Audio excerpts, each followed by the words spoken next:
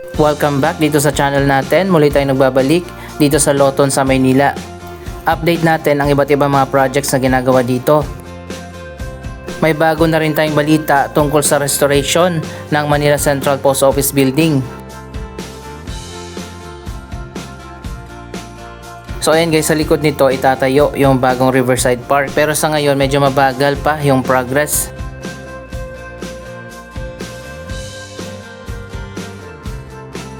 Makikita naman natin dito yung magiging design ng park na napakaganda.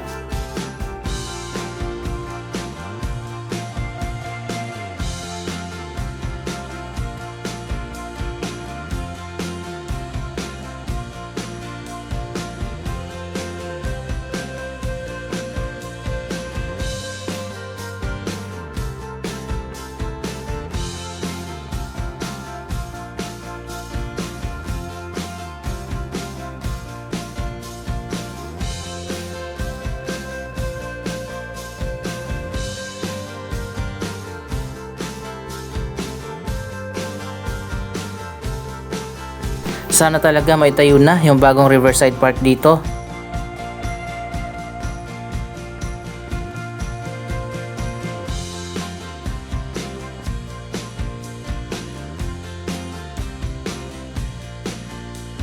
Ang ganda pala nito kapag natapos na.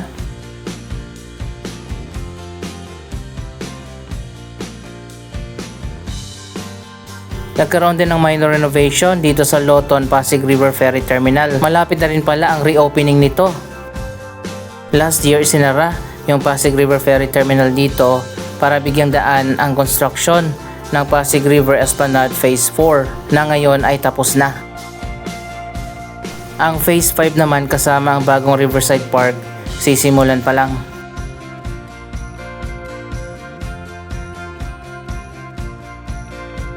Eto na pala, may bago ng canopy na ikinabit dito sa harap ng station. Malapit na rin talaga ang muling pagbubukas nito.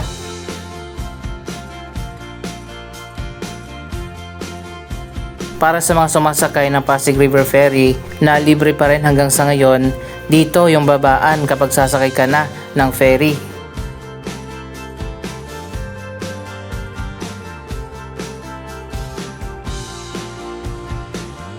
Abangan na lang natin ang muling pagbubukas nito.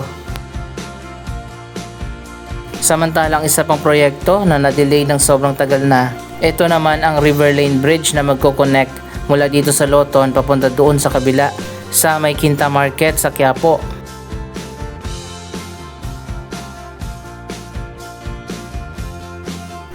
Maiksi lang sana to, sana tapusin na ang project na yan. Duterte administration pa ito nasimula, nasaan ang budget nito?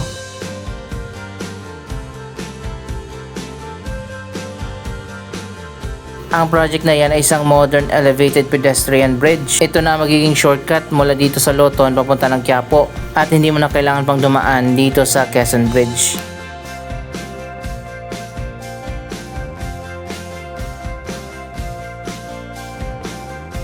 May daanan din dito sa ilalim ng tulay pero sa ngayon sarado na pala yung access papasok dyan sa Arroceros Park. Dito na talagang daanan sa Pasig River Esplanade Phase 4.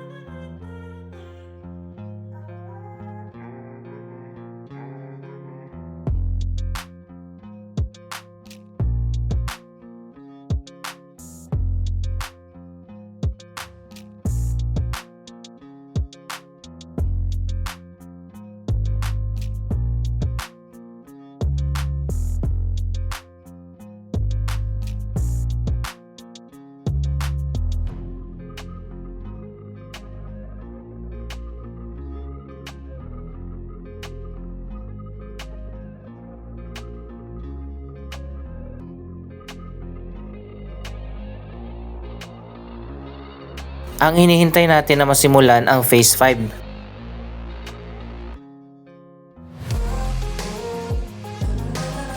Sa likod niya ng Phase 5 na tinakpan muna. Yan ang magiging karugtong ng Esplanade.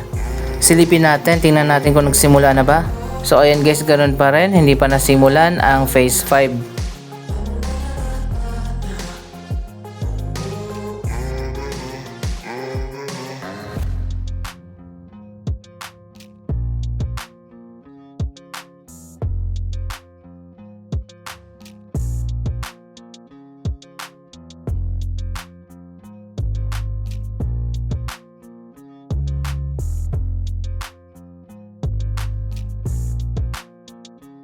Maganda talaga ang view dito kapag maganda rin ang panahon. Kapag galing ka dyan sa Arroceros Park, dito ka dadaan, paakyat ng Esplanade. Mula naman dito sa Arroceros Park, pwede mo nang lakarin ang buong Esplanade hanggang doon sa may Fort Santiago sa Intramuros. Sobrang haba na niyan.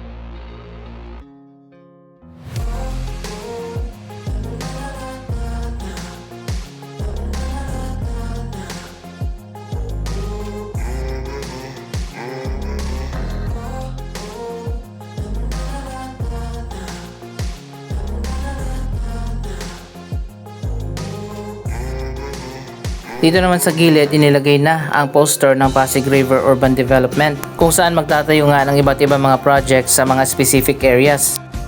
At ito na nga ang isa sa mga project na yan, ang Pasig River Esplanade. Dito muna nagsimula sa Maynila, ayan papunta yan ng Mandaluyong, Makati hanggang Pasig. Pero hindi yan dire-diretso, mayroon lang mga specific areas na magkakaroon ng redevelopment project at mga bagong riverside park at mga esplanade. Kung babalikan natin, last week nga ay binuksan na ang mga bagong kiosk doon sa Intramuros. Pati pala dito sa may Loton meron na rin. Pero kapansin-pansin naman wala pa mga tenant dito. Pero at least naka-ready na yung mga kiosk dito para sa mga tenant na gusto mag-open ng kanilang business.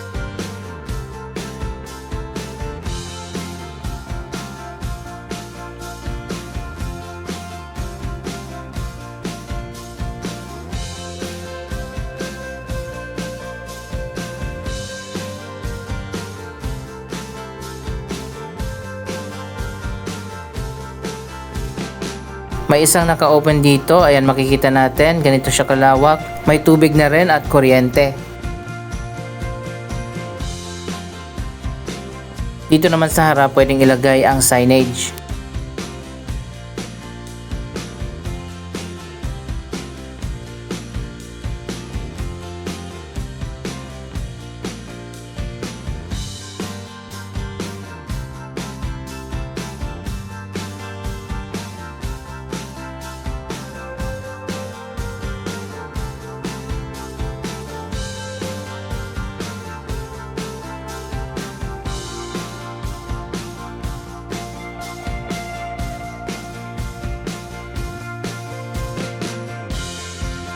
Ang ganda na talaga dito sa Pasig River Esplanade. Isa pa sa inaabangan natin sa future, sana matuloy din na magkaroon din ng ganito na esplanade sa may Guadalupe area. Maganda rin sana ang view doon kapag nagkaroon na ng esplanade.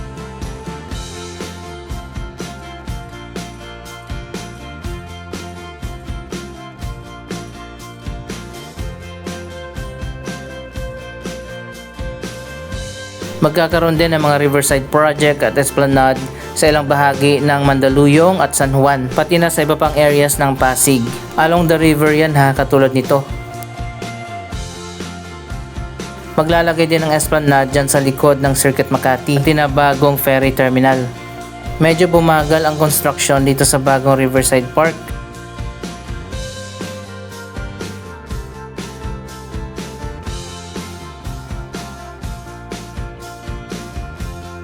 Isa pang bagong development dito sa MacArthur Bridge, may nilagay na LED lights dito sa ilalim ng tulay.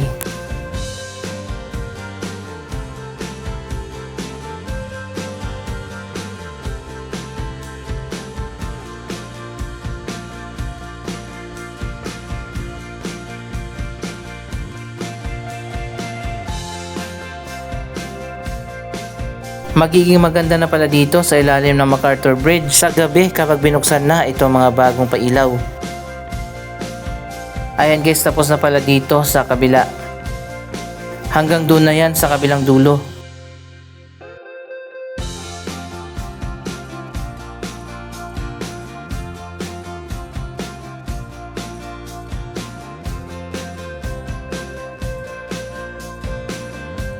Wow, tingnan nyo naman guys, ang ganda na ng view dito.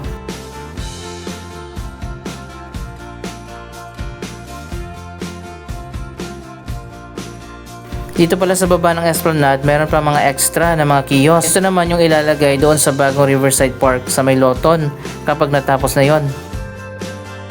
So eto na nga, confirmed na pinaplano ang restoration dito sa nasunog na Manila Central Post Office Building. Kung babalikan nga natin last year, nasunog ito. Magiging bagong tourist attraction na pala yan kapag natapos na ang restoration. Ayon pa sa latest update na nahanap natin, magkakaroon na rin pala ng entrance dito sa likod ng post office na connected na dito sa may Esplanade. Ayan o, meron ng hagdanan at magkakaroon pa ng Sky Garden.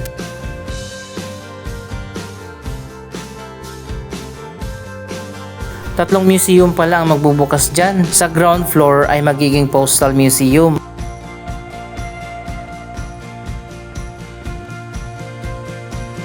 Sa second floor naman ay Filipino Museum.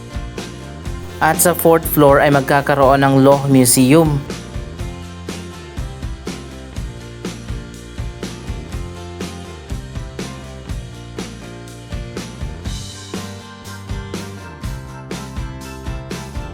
So ayan guys, makikita naman natin yung bakas ng pagkasunog dito sa gilid. Pininturahan na ito, pero dati talaga ay kulay itim yan.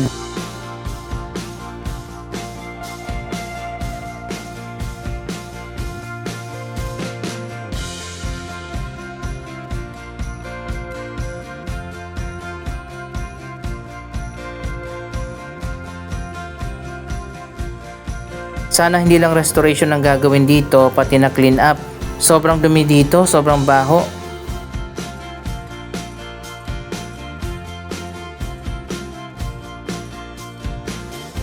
Paano ito magiging tourist attraction kung napakarumi? Siguro natapos na yung assessment ng mga engineers, pwede pang i-restore ang historical building na ito.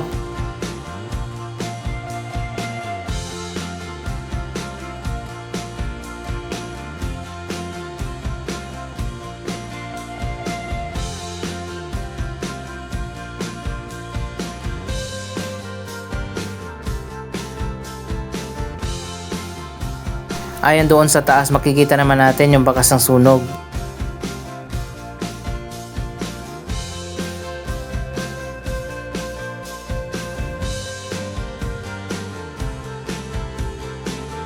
Anyway, abangan natin ang pagsisimula ng restoration dito sa Manila Central Post Office Building. Sana nga isama nila itong Plaza Loton dito sa harap.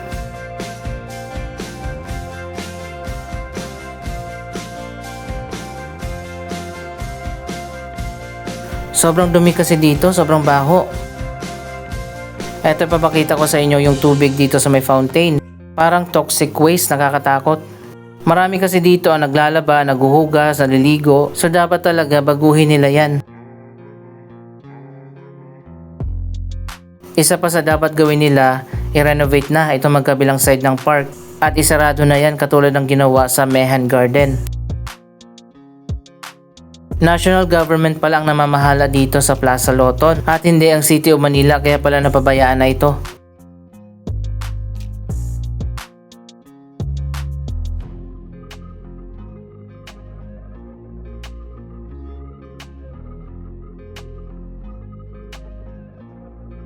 Dapat siguro ibahin na rin ang design ng fountain para hindi na pwedeng maglaba dito maligo.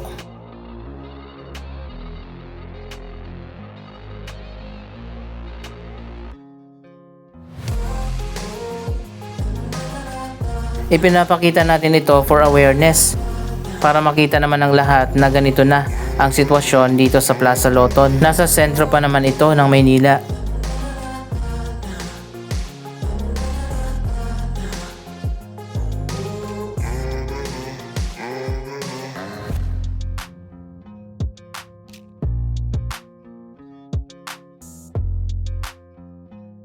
Anong masasabi nyo sa mga bagong project na itatayo dito? Mag-comment lamang dyan sa baba ng inyong mga reaksyon. Maraming salamat sa inyong panonood. Huwag kalimutan na i-like, i-share ang video ito at mag-subscribe. Thank you for watching!